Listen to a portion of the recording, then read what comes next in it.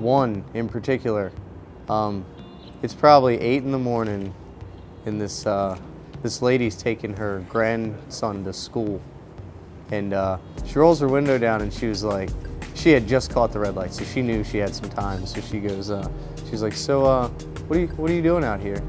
She's like, just trying to get some money for food, whatever. And she was like, all right. And then weirdly, the back window starts rolling down, and it's this little kid, probably 4, in a car seat, just like absolutely like engaged in what's happening. She was like, are there a couple things that you can tell my grandson so he doesn't end up out here like you? And I was like, what?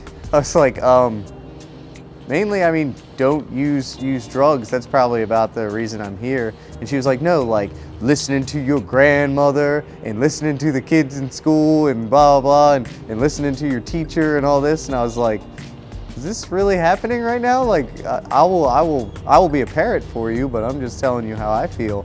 And then she proceeded to open her wallet and dig through her change thing. I think she gave me about 10 cents for giving her grandson advice on how to not be a panhandler. Oh, one day I remember it was raining. I was on the outside of the Hilton Hotel counting some change, and a drunk guy came out of the hotel and looked me straight in the face, and he said, I'm not giving you any money. So I said, did I ask you for any money? I didn't ask you for anything. And he said, oh, shut up and take this, and slapped something in my hand, and I thought it was a button. And I looked at it and it said horseshoe $100. So I saw a pedestrian walking past, and I asked him, I said, what is this? He said, that's a $100 chip. I said, what am I supposed to do? He said, go cash it in. And I didn't know how to do it, so he said, how much would it be worth to you if I go with you? I said, I'll give you $25.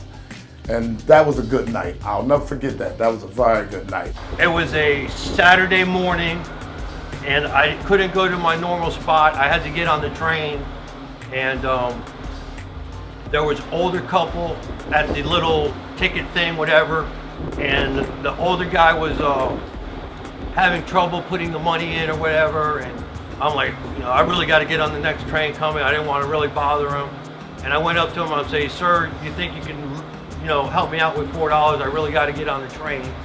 And he didn't speak very good English, and he's like, talk to my wife. And I asked his wife. The wife handed me a pass, and then I went to sit on the bench to wait for the train, and she came over with a box of pizza, and she's like, well, it's my job, I'm a Christian. And I said, ma'am, you didn't have to tell me you were a Christian. You showed me you were a Christian. I remember standing in front of a 7-Eleven, and these church ladies were talking to me, and she was like, really, have you really given your life to the Lord?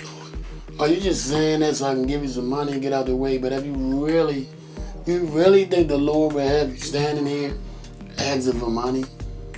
Did she ask me some questions, and I actually moved to the side of the 7-Eleven and talked to her. I know she missed her bus because the 7-Eleven was right on the bus stop, and she was catching a bus to go to church.